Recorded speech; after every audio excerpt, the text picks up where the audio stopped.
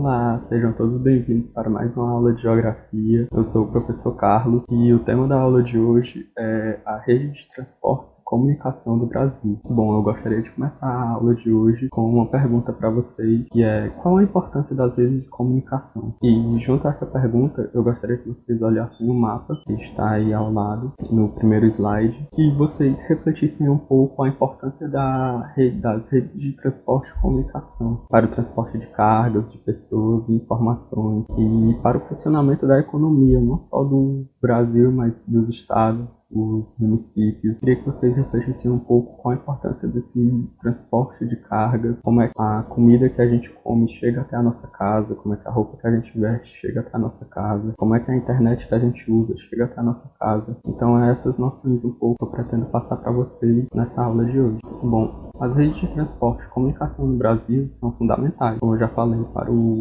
funcionamento da economia e também são fundamentais para o funcionamento do mundo que a gente vive hoje, esse mundo globalizado. As redes de transporte, elas se categorizam em diferentes tipos. Podem ser o transporte rodoviário, pode ser o transporte ferroviário, pode ser o transporte aéreo, pode ser o transporte hidroviário e além desses transportes também tem os transportes feitos por gasodutos, que são transportados geralmente por tubulações ou por debaixo da terra, ou então por cima mesmo da Terra. E o Brasil, ele é um país de tamanho continental, como a gente sabe, que desenvolveu mais ou menos seus modais de transporte de cargas de pessoas e que recentemente eles conseguiram ligar as regiões mais isoladas do país com as regiões mais populosas do país, que geralmente ficam na parte litoral. Como as regiões norte e centro-oeste, só durante a década de 60 foram feitas estradas interligando a essas regiões, são as regiões mais isoladas do país. Bom, nesse terceiro slide a gente vai falar um pouco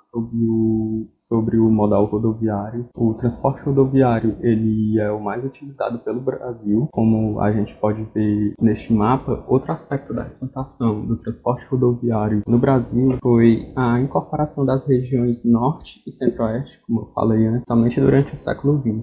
Essas localidades, ao longo do século XIX, elas eram bem isoladas do país, mas principalmente durante o governo do Juscelino Kubitschek, teve a ideia de construir e incentivar o modelo rodoviário. Então ele construiu estradas que ligassem a parte litorânea do país ao centro-oeste e ao norte. Muitas dessas BRs, que vocês podem ver no mapa ao lado, foram feitas durante a década de 60. A terceira maior BR que o Brasil tem, que é a BR-364, foi construída no dia 2 de fevereiro de 1960. E ela passa por São Paulo, Minas Gerais, Goiás, Mato Grosso, Rondônia e acaba no Acre. E ela corta o Brasil na diagonal. Outra BR também que foi feita durante os anos 60 foi a BR-153, a sexta maior BR brasileira. Ela foi feita no dia 1º de abril de 1959 e ela passa pelos estados do Rio Grande do Sul, Santa Catarina, Paraná, São Paulo, Minas Gerais, Goiás, Tocantins e Paraná. E a maioria dessas estradas foram feitas, como eu disse antes, no governo do Juscelino Kubitschek. Ele conseguiu o que ele queria, ele transformou o carro no sonho de consumo da classe média daquela época. A classe média brasileira, até hoje, para falar a verdade, o sonho de consumo da maioria das pessoas é um carro e esquecem um pouco os problemas que o transporte automotor ele traz. Bom, nesse quarto slide a gente vai ver agora um pouco quais são os problemas do modal rodoviário. O modal rodoviário ele não é muito recomendado para países como o Brasil, que possuem uma extensão territorial muito grande. O custo de manutenção das estradas ele acaba sendo muito elevado, além do custo dos combustíveis para os veículos, que acaba aumentando ainda mais o preço dos produtos levados. Além disso, a política dos governadores neoliberais, principalmente da década de 90, incentivaram a privatização da maioria das rodovias, ou então parcerias entre o Estado e empresas privadas, além de uma política de redução de gastos públicos proposta por esses governadores neoliberais. E com isso, há um baixo investimento na manutenção das estradas. Além disso, que eu já falei, outro problema também é o custo do frete, que acaba sendo muito elevado. Por exemplo, um produto que sai do Rio Grande do Sul e é fretado até o Ceará, por mais que ele seja um produto feito barato no Rio Grande do Sul, quando ele chegar no Ceará, depois de todos os impostos, por todos os estados que ele passou, o produto ele vai estar muito caro e acaba não valendo a pena você fretar toda essa distância pelo transporte rodoviário. Outro problema também é que a carga transportada pelos caminhões ela é uma carga muito pequena se comparada a outros tipos de modais. Essa carga ela também pode acabar sendo roubada pelas BRs, né? Já que, como eu falei, um produto que sai do Rio Grande do Sul e vai até o Ceará é uma distância enorme, então pode acontecer várias coisas, essa carga pode ser roubada, esse caminhão pode acabar sofrendo um acidente, enfim, pode acontecer várias coisas no transporte dessa carga. Como a gente pode ver também na imagem ao lado, nós vemos que essas estradas, a maioria delas ficam localizadas na região norte do país, e lá predomina geralmente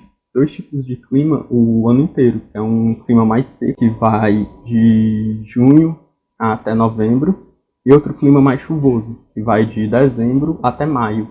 Durante esse clima chuvoso, que vai de dezembro até maio, o que ocorre são vários deslizamentos de terra, o asfalto dessas estradas, muitos desses asfaltos acabam saindo, essas estradas acabam virando grandes lamaçais, e pela política dos governos e dos governadores, eles acabam demorando demais a botar outro tipo de asfalto, né? Então eles acabam mesmo não botando esse asfalto, e isso acaba gerando um grande problema, porque as cargas que são transportadas por esses caminhões ficam diversos dias presas nessas áreas, nessas estradas. Com isso acaba aumentando então o preço dos produtos, porque os caminhões eles não conseguem sair desses estados para fazer suas entregas.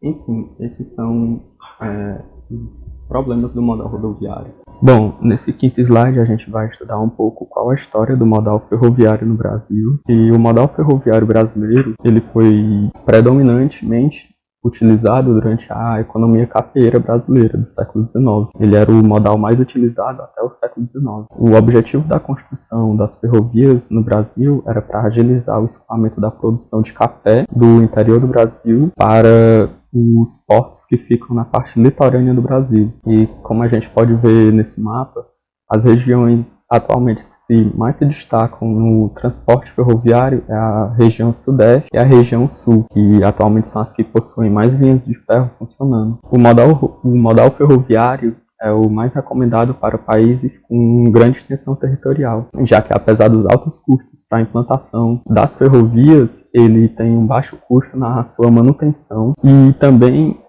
ele é um modal que consegue transportar muitas cargas e muitas pessoas em pouco tempo. Ele pode carregar muito mais carga, os vagões dos trens podem carregar muito mais carga do que os caminhões, sendo assim um transporte muito mais recomendado para países como o Brasil, com uma grande extensão territorial. Nesse slide a gente vai entender um pouco sobre o transporte hidroviário. O modal hidroviário possui uma baixa representatividade no Brasil, mesmo o Brasil possuindo um potencial hídrico enorme. Entretanto, no Brasil, ele possui muitos rios navegáveis, muitos rios de planície, que são rios que facilitam a sua navegação. O transporte hidroviário, ele possui uma baixa representatividade no Brasil. É um transporte de cargas no país que tem um potencial muito grande. Obras de correção de nível, como os rios de Planalto. Na imagem que a gente pode ver no slide, a gente vê uma diferença entre os rios de Planalto e de planície. Os rios de planície, eles permanecem na mesma altitude, sendo bem mais fácil de navegar e não necessitando de nenhuma obra. Os rios de Planalto, eles formam cachoeiras, pois há uma diferença de altitude, então formam cachoeiras por onde a água desce. Então, é necessário que hajam obras de infraestrutura para corrigir esse nível para os transportes, para os navios, para os barcos passarem. Os rios São Francisco e Paraná são os rios maiores, assim, com maior potencial hídrico de Planalto que a gente tem. Já na região norte ficam mais os rios de planície, que são os rios que ficam mais perto da Amazônia. E no caso da região norte do Brasil, o investimento em hidrovias é o mais recomendado. Como eu já falei antes, na parte norte do Brasil é onde estão os rios de planície. Não necessitaria de um custo tão grande para construir essas hidrovias, e o maior problema que a gente teria nesse transporte hidroviário na região norte, também nas outras regiões do país, são as secas, porque como a gente sabe, o Brasil ele passa muito tempo sem chuvas, apenas com um clima bastante seco, o que faz com que os reservatórios, o nível desses rios baixem bastante. E se os acabam perdendo seu volume demais, fica muito difícil navegar. Muitos desses barcos que tentam navegar, eles encalham nas areias. Então esse seria o problema do modal rodoviário também. Caso houvesse um investimento maior no Brasil, esse seria o problema que geraria. E esse também é um problema que a gente pode ver que acontece atualmente. Nesse slide a gente vai falar um pouco sobre as redes de comunicação do Brasil. Com a internet, há possibilidades infinitas de informação sobre qualquer canto do globo atualmente. Contudo, há uma grande desigualdade de acesso à internet no Brasil. Nem todas as pessoas no Brasil conseguem acessar essas informações, ter acesso à internet, ter acesso à telefonia. Enfim, a porção mais próxima do litoral do país, ela persiste como o principal eixo de acesso à internet e telefone do país. As grandes capitais, os grandes centros urbanos, onde a gente vê o maior acesso à internet no Brasil. Já as cidades dos interiores, nós vemos que poucas pessoas têm esse acesso à internet e a redes de telefone.